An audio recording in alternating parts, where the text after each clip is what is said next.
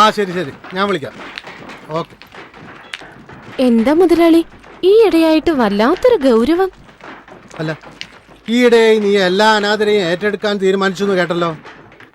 അതെ, ഈ വർക്കിയെ ഉപദേശിക്കാൻ നോക്കണ്ട. എടേ, മാമ്പള്ളി ഔസേപ്പ്, അതായത് എൻ്റെ അപ്പൻ, അങ്ങേര് വിചാരിച്ചിട്ട് നടന്നിട്ടില്ല.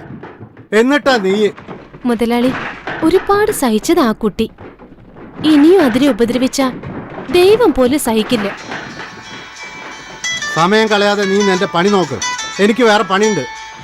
ഹലോ, ആ ചേട്ടാ, തപ്പ വരാം. ഇതാ പപ്പടേ. ഓ ശരി.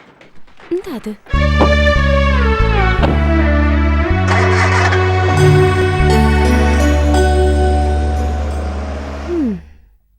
എന്റെ ഗോപാലൻ ചേട്ടാ, രാവിലത്തെ ഈ നടത്തം കാരണം കാലിനൊരു നീർക്കെട്ട്.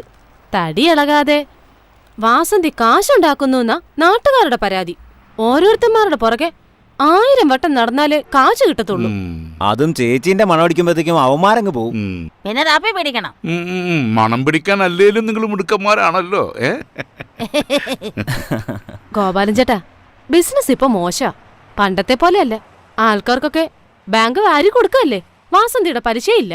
എന്തോന്ന് വാസന്തി, ബാങ്ക് എന്ന് പറഞ്ഞാൽ അപേക്ഷിച്ച് കഴിഞ്ഞാൽ തന്നെ ചാവടി യന്ത്രത്തിനല്ലേ പാസ്സാവൂ. എളുപ്പം കിട്ടാൻ വാസന്തി തന്നെ സ്വരണം. വാങ്ങാൻ വരുമ്പോ തേനെ പാലേന്നൊക്കെ വിളിക്കും. കയ്യെ കെട്ടിയ പിന്നെ മുങ്ങി നടക്കും. ഇവറ്റകളെ തീറ്റിപ്പോറ്റിയ പിന്നെ മിച്ചമൊന്നും ഉണ്ടാവില്ല. ആ ഗോപാലൻ ചേട്ടാ, നിങ്ങളുടെ സ്വന്തക്കാരിയുടെ. ഓ, ഏത് സ്വന്തക്കാരി? അങ്ങനൊരു സ്വന്തക്കാരി? നിങ്ങളൊരു സുന്ദരിയെ പാർപ്പിക്കുന്നില്ലേ, അവള്. ഓ, ആ പൊട്ടിപ്പോട്ടോ, ആർക്കറിയാം. പിന്നെ വാസന്തിക്ക് അറിയില്ലേ ഞാൻ അത്രക്കാരനല്ലാന്ന്? എനിക്കറിയാലോ, അതല്ലേ ചോദിച്ചത്.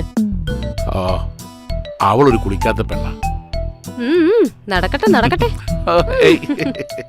എന്റെ പൊന്നെ. എന്റെ വർഗിച്ച, നിങ്ങൾക്ക് വട്ടാണോ?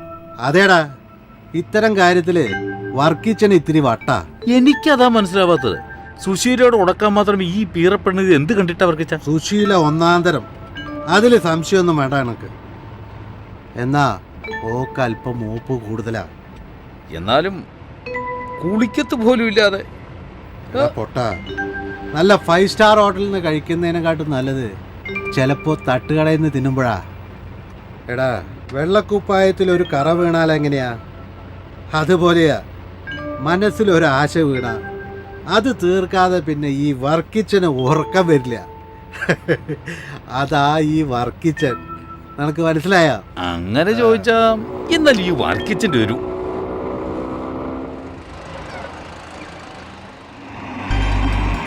ഇവക്ക് 100 ആയസാ.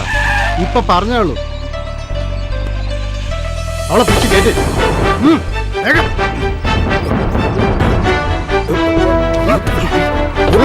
പിടിച്ച് കേട്ട്.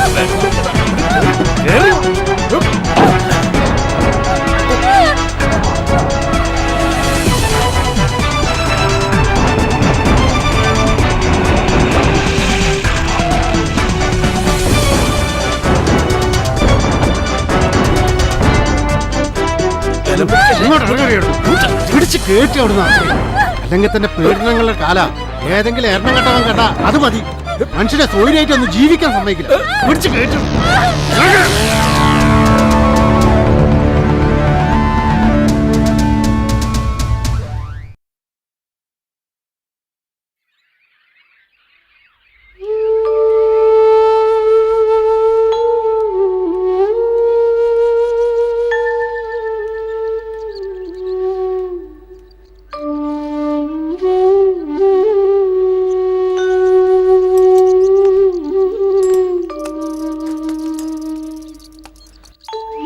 നീ അവിടെ എന്തെടുക്കായിരുന്നു?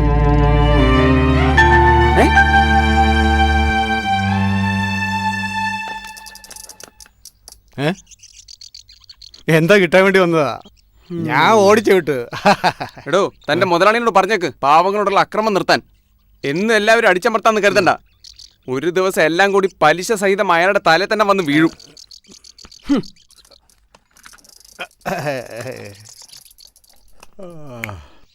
പഴയ സാഹിത്യ സൃഷ്ടികൾ ഇന്നും നിലനിൽക്കുന്നു. പൊറ്റക്കാട്, തകഴി തുടങ്ങിയവർ കാലത്തെ അതിജീവിക്കും. എന്നാൽ ഇന്ന് വളർന്നു വരുന്ന പുത്തൻ എഴുത്തുകാർ അത്തരം ആഴത്തിലുള്ള സൃഷ്ടികളിൽ ഏർപ്പെടാത്തത് എന്തുകൊണ്ടാണ്? ഇന്ന് പെണ്ണെഴുത്ത് ആണെഴുത്ത് എന്നൊക്കെ പറഞ്ഞ് അർഹതയില്ലാത്ത പലരും വാരികകളിൽ നിലവാരമില്ലാത്ത സൃഷ്ടികൾ എഴുതി പിടിപ്പിക്കുന്നു. അത്തരം സൃഷ്ടികൾ ആയുസ് കുറയുന്നു. അബൂക്ക എന്ത് പറയുന്നു? ഏത് വിത്ത് മുളപ്പിക്കാനാവും, എന്നാൽ പാകമായ മൂപ്പത്തിയ വിത്ത് പാകിയാൽ അതിൽ ഫലം പറിക്കാനാവും. ശരിയല്ലേ സ്നേഹരാജേ? ശരിയാണ്. പറഞ്ഞതുപോലെ നല്ല സൃഷ്ടികൾ എന്നും നിലനിൽക്കും. കാലഘട്ടത്തിനനുസരിച്ച് മുളച്ചു പൊന്തുന്നവൻ അതുപോലെ തന്നെ കരിഞ്ഞു പോകും. അതേ ഇപ്പോഴും സംഭവിച്ചിട്ടുള്ളൂ. ആരോ ഒരാൾ പോയല്ലോ. വല്ല കച്ചറയും പെറുക്കാൻ നടക്കുന്നവരായിരിക്കും. ഏയ്, ഇതങ്ങനെയല്ല. ഏതോ നാട്ടിൽ നിന്ന് ഇവിടെ എത്തിപ്പെട്ടതാ. രാത്രിയുടെ മറവിൽ അതിനെ പലരും ശല്യപ്പെടുത്തുന്നു. ശരിക്കു പറഞ്ഞ കാര്യം കഷ്ടമാണ്. വല്ല സാമൂഹ്യ സംഘടനകളിലോ ഏതെങ്കിലും പുനരധിവാസ കേന്ദ്രങ്ങളിലോ കൊണ്ട് ആക്കിക്കൂടെ ആർക്കെങ്കിലും? നീ തന്നെ ഉത്തരവാദിത്തം ഏറ്റെടുക്കണം. അത് നിനക്കും ചെയ്യാവല്ലോ. ഇതാ നമ്മുടെ നാടിൻ്റെ ഒരു ശാപം. ഇതൊന്നും എൻ്റെ കാര്യമില്ലാന്ന മട്ടിൽ സ്വന്തം കാര്യം നോക്കി താൻ നടക്കും. സഹജീവികളോട് മനുഷ്യസഹജമായ അടുപ്പവും സൗഹാർദ്ദവും കാട്ടിയാൽ അത് സമൂഹത്തിന്റെ കൂട്ടായ്മയായി വരും. നാടും പുരോഗമിക്കും. അവൾ അങ്ങോട്ട് പോട്ടെ, നമുക്കിത്തിരി കളിക്കാം. നമ്മുടെ കളി നടക്കട്ടെ. ഇല്ല, എനിക്ക് മാങ്കാവിലൊരു മീറ്റിംഗ് ഉണ്ട്, പോയേ മതിയാവൂ. എനിക്കും പോയിട്ട് പണിയുണ്ട്. നിങ്ങളെ ഞാൻ ഡ്രോപ്പ് ചെയ്യാം. എന്നാ ശരി. എന്നാ ശരി.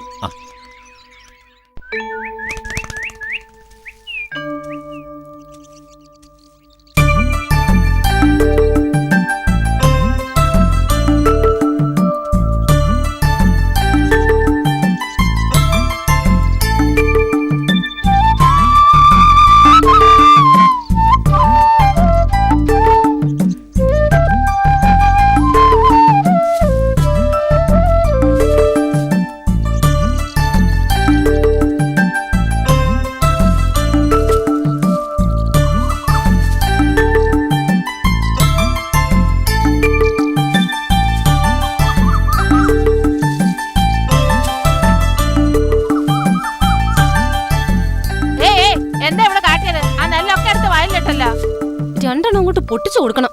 പാവാണെന്നേ, തലയ്ക്ക് നല്ല വെളിവില്ല. കഷ്ടാണ്. കണ്ടാ നല്ലൊരു കുട്ടി, ഒരിത്തിരി തേച്ചില് വന്ന കാര്യം കഷ്ടം തന്നെയാ. അങ്ങാടിയിലെല്ലാരും അതിനെ കിടത്തിപ്പുറപ്പിക്കണില്ലെന്നാ ചിന്നമ്മു പറഞ്ഞത്. ഓളോട് ഇങ്ങനെ കെട്ടിയോ പറഞ്ഞാത്രേ. ഓനും ചില്ലറ പുള്ളിയല്ല. എന്തേ ഓൻ എന്റെ അടുത്ത് വന്നീനോ ഇത്ര കൃത്യം പറയാൻ?